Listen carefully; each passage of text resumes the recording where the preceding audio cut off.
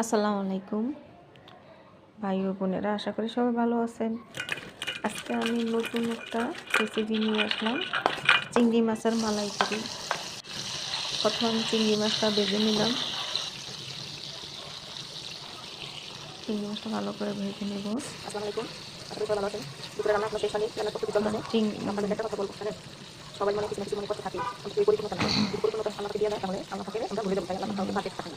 একদিক দিয়ে না, একদিক দিয়ে আমাদেরকে আমার সমস্যা রেখে দিবে। এই আল্লাহকে তরকারিটা স্মরণ রাখার আজকে জন্য আমার সবসময় প্রস্তুতি নিয়ে রাখতে হবে। রসুন তাহলে তো ছেঁচা, শুরু। পেঁয়াজ ছেঁচা, আমি তো বেশিরভাগ ম্যাক্সিমাম রান্নাবাড়া করি ছেঁচা, হলুদ মরিচ বাটা এসব দিয়ে। আমি প্রথম এখানে গোটা জিরে দিয়ে দিলাম, এরপরে পেঁয়াজ ছেঁচা আর রসুন ছেঁচা দিয়ে ভালো করে ভেজে নেব।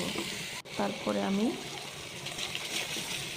দিয়ে দিলাম হলুদ মরিচ, এরপরে দিয়ে দেব দুধ। আজকে আমার স্পেশাল রান্নার ভিতরে থাকবে যেটা, সেটা হলো দুধ। এরপরে দিয়ে দিলাম ধনে গুঁড়ো দিয়ে দিলাম।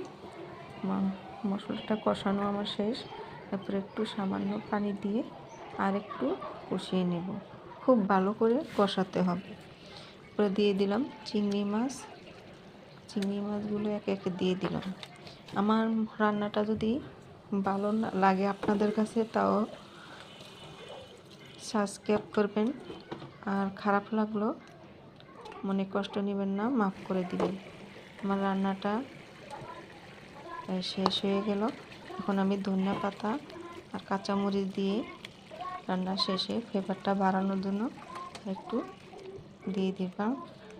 নাড়াচাড়া করে আমার রান্নাটা দেখুন কতটা রম্য, কতটা সুন্দর।